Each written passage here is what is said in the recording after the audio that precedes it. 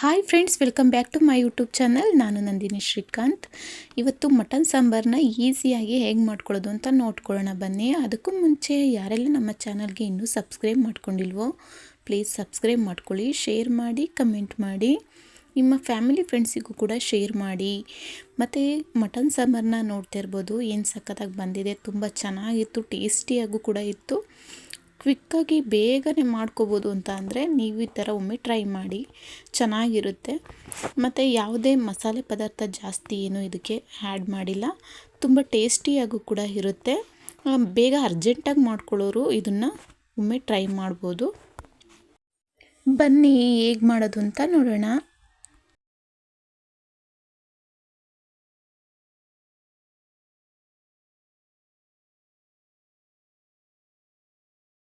ಮೊದಲಿಗೆ ನಾನು 1 kg ಚಿಕನ್ನ ನೀಟಾಗಿ ವಾಶ್ ಮಾಡಿ ಎತ್ತಿಟ್ಕೊಂಡಿದ್ದೀನಿ. ನೋಡ್ತಾ ಇರ್ಬೋದು, 1 kg ಚಿಕನ್ನ ನಾನು ಎತ್ಕೊಂಡಿದ್ದೀನಿ. ಮತ್ತು ಇದಕ್ಕೆ ಒಂದು ಇದನ್ನ ತೊಗೊಂಡಿದ್ದೀನಿ, ಕುಕ್ಕರ್ನ, ಪಾನ್ ಕುಕ್ಕರ್ಗೆ ಒಂದು 2 ಟೇಬಲ್ ಸ್ಪೂನಷ್ಟು ಎಣ್ಣೆನ ಹಾಕ್ಕೊಳ್ತಾ ಇದ್ದೀನಿ. ಮತ್ತು ಈರುಳ್ಳಿ ಮತ್ತು ಬೆಳ್ಳುಳ್ಳಿನ ನಾವು ತರ್ತರಿಯಾಗಿ ರುಬ್ಕೋಬೇಕಾಗುತ್ತೆ. ಈರುಳ್ಳಿ ಮತ್ತು ಬೆಳ್ಳುಳ್ಳಿ ಅಷ್ಟೇ ನಾನು ಅದನ್ನು ಇದು ಮಾಡಿ ಇಟ್ಕೊಂಡಿರೋದು. ನೋಡ್ತಾ ಇರ್ಬೋದು, ನಾನು ರಫಾಗಿ ಇದು ಮಾಡಿದ್ದೀನಿ, ಜಾಸ್ತಿ ಸ್ಮೂತಾಗಿ ಏನು ನಾನು ರುಬ್ಬಿಲ್ಲ ಇದನ್ನು. ಈ ಥರ ರಫಾಗಿದ್ರೇ ತುಂಬ ಚೆನ್ನಾಗಿ ಬರುತ್ತೆ ಸಾಂಬಾರು. ಈಗ ನೋಡ್ತಾ ಇರ್ಬೋದು, ನಾನು ಹಾಕ್ಕೊಳ್ತಾ ಇದ್ದೀನಿ. ಎಣ್ಣೆ ಕಾದಾದ್ಮೇಲೆ ಈರುಳ್ಳಿ ಮತ್ತು ಬೆಳ್ಳುಳ್ಳಿನ ನಾನು ಇದಕ್ಕೆ ರುಬ್ಕೊಂಡಿರೋದನ್ನ ಹಾಕ್ಕೊಳ್ತಾ ಇದ್ದೀನಿ. ಇದು ನೀಟಾಗಿ ಸ್ವಲ್ಪ ಹಸಿ ವಾಸನೆ ಹೋಗೋವರೆಗೂ ನೀಟಾಗಿ ಫ್ರೈ ಮಾಡ್ಕೊಳ್ಳೋಣ. ಇದು ನೀಟಾಗಿ ಫ್ರೈ ಆದಮೇಲೆ ಮಟನ್ನ ನೀಟಾಗಿ ವಾಶ್ ಮಾಡ್ಕೊಂಡು ಎತ್ತಿಟ್ಕೊಂಡಿದ್ವಲ್ಲ, ಇದನ್ನು ನಾನು ಆ್ಯಡ್ ಮಾಡ್ಕೊಳ್ತಾ ಇದ್ದೀನಿ.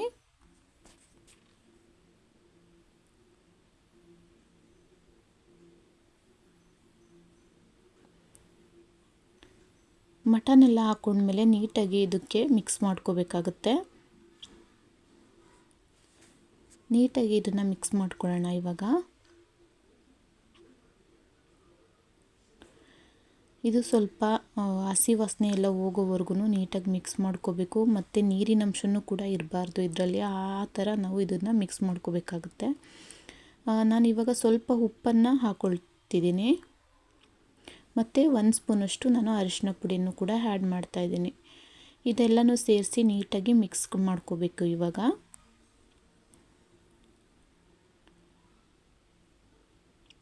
ಮಿಕ್ಸ್ ಮಾಡಿ ಒಂದು ಲಿಡ್ನ ಕ್ಲೋಸ್ ಮಾಡಿ ಸ್ವಲ್ಪ ಹೊತ್ತು ಇದು ಹಾಗೆ ಬಿಡೋಣ.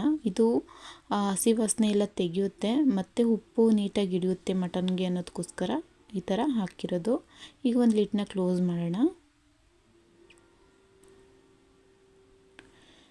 ಈಗ ನೋಡ್ತಾ ಇರ್ಬೋದು ನೀವು, ಎಷ್ಟು ನೀರೆಲ್ಲ ಮೇಲೆ ಬಂದಿದೆ. ಈ ನೀರೆಲ್ಲ ನಾನು ಸ್ವಲ್ಪ ಹಿಂಗೋವರೆಗೂ ನಾನು ಇದನ್ನು ಫ್ರೈ ಮಾಡ್ಕೊಳ್ತಾನೆ ಇರ್ತೀನಿ. ನೋಡಿ ಎಷ್ಟು ನೀರಿಗೆ ಇದೆ ಇದರಲ್ಲಿ.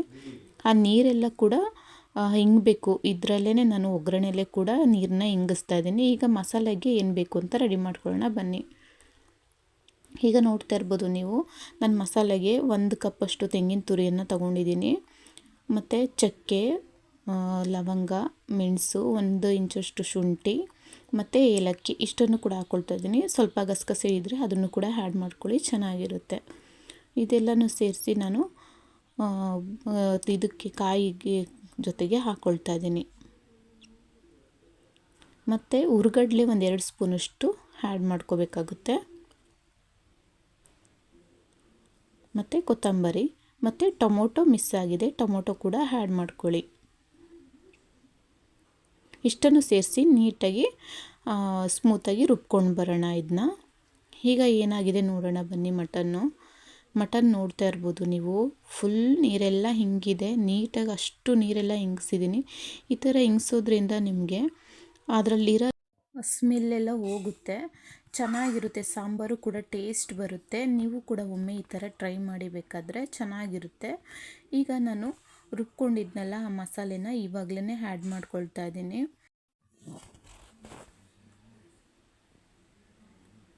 ಈ ಮಸಾಲೆ ಎಲ್ಲ ಹಾಕಿದ್ಮೇಲೆ ಅದಕ್ಕೆ ನಾವು ಅಳತೆ ನೋಡಿಕೊಂಡು ನೀರನ್ನು ಹಾಕೋಬೇಕಾಗುತ್ತೆ. ಮತ್ತು ನಾನು ಮನೆಯಲ್ಲೇ ಮಾಡಿಸಿರುವಂಥ ಸಾಂಬಾರು ಪುಡಿನೇ 2 ಸ್ಪೂನಷ್ಟು ನಾನು ಹಾಕ್ಕೊಳ್ತಾ ಇದ್ದೀನಿ. ಖಾರಕ್ಕೆ ತಕ್ಕನಾಗಿ ನಾವು ಹಾಕಿದ್ರೆ ಸಾಕಾಗುತ್ತೆ. ನಾನು ಇಲ್ಲಿ 2 ಸ್ಪೂನನ್ನು ಹಾಕ್ತಾಯಿದ್ದೀನಿ. 2 ಸ್ಪೂನ್ ಹಾಕಿದ್ಮೇಲೆ ಈಗ ನಾವು ಒಂದು ನೀಟಾಗಿ ಒಳ್ಳೆ ಮಿಕ್ಸ್ ಕೊಡೋಣ. ಇದಕ್ಕೆ ನೀಟಾಗಿ ಮಿಕ್ಸ್ ಮಾಡಿಕೊಂಡು ನಾವು ಅಳತೆಗೆ ಎಷ್ಟು ಬೇಕೋ ನೀರನ್ನು ಆ್ಯಡ್ ಮಾಡ್ಕೋಬೇಕಾಗುತ್ತೆ. ಎಷ್ಟು ತೆಳುಗೆ ಬೇಕಾದರೆ ತೆಳುಗೆ ಮಾಡ್ಕೊಳ್ಬೋದು, ಗಟ್ಟಿಗೆ ಬೇಕಾದರೆ ಸ್ವಲ್ಪ ನೀರನ್ನು ಕಡಿಮೆ ಹಾಕ್ಕೊಂಡ್ರೆ ಆಯಿತು. ನಾನು ಈ ಥರ ಇಷ್ಟು ಇದರಲ್ಲಿ ನಾನು ಸಾಂಬಾರನ್ನ ರೆಡಿ ಮಾಡ್ಕೊಂಡಿದ್ದೀನಿ. ಈಗ ರುಚಿಗೆ ತಕ್ಕಷ್ಟು ಉಪ್ಪನ್ನು ಆ್ಯಡ್ ಮಾಡ್ಕೊಳ್ಳೋಣ. ವಿಷಲ್ ಹೊಡ್ಸೋದ್ರಿಂದ ಈಗಲೇ ಮೊದಲೇ ಉಪ್ಪನ್ನೇ ಆ್ಯಡ್ ಮಾಡ್ಕೋಬೇಕಾಗುತ್ತೆ. ಈಗ ನೀಟಾಗಿ ಮಿಕ್ಸ್ ಮಾಡಿಕೊಂಡು ಒಂದು ಲಿಡ್ನ ಕ್ಲೋಸ್ ಮಾಡೋಣ. ಒಂದು 3 ವಿಷಲ್ನ ತಗೊಳ್ಳೋಣ. ಲಿಡ್ನ ಕ್ಲೋಸ್ ಮಾಡಿ, ಈಗ ಲಿಡ್ನ ಕ್ಲೋಸ್ ಮಾಡಿ ಇವಾಗ 3 ವಿಷಲ್ ತಗೊಂಡಾಗಿದೆ. ನೋಡ್ತಾ ಇರ್ಬೋದು ಎಷ್ಟು ಚೆನ್ನಾಗಿ ಕಾಣಿಸ್ತಿದೆ ಅಲ್ಲ ಸಾಂಬಾರು. ನೋಡೋಕ್ಕೇ ಖುಷಿ ಆಗ್ತಾಯಿದೆ, ಬಾಯಲ್ಲಿ ಕೂಡ ನೀರು ಬರ್ತಾ ಇದೆ ಎಷ್ಟೊತ್ತಿಗೆ ಆಗುತ್ತೋ ಅಂತ. ಈಗ ಒಂದು ನೀಟಾಗಿ ಮಿಕ್ಸ್ ಮಾಡ್ಕೊಳ್ಳೋಣ. ಅದನ್ನು